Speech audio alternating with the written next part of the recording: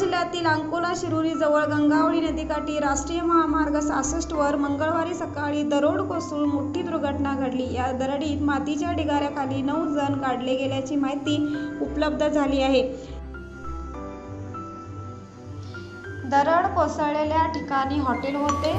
त्या हॉटेलात भारत पेट्रोलियमच्या 2 टँकरमध्ये असलेले चालक आणि क्लीनर चहा पिण्यासाठी थांबले होते। त्यावेळी ही दरड कोसळली। त्यात एक टँकर डोंगरावरून आलेल्या मातीच्या प्रेशरमुळे नदीत कोसळला। तसेच हॉटेलमध्ये असलेले सर्वजण मातीच्या ढिगाऱ्याखाली सापडले।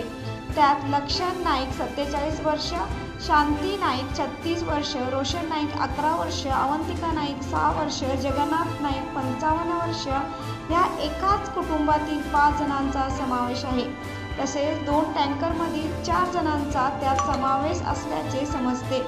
यातील शांती नाईक हिचा मृतदेह गंगावळी नदीच्या काठावर आढळून आला। त्यामुळे मातीबरोबर काही जण नदीत बुडाल्याचा संशय असून त्यानुसार अग्निशमन दल आणि NDRFच्या जवानांकडून शोध मोहीम सुरू आहे।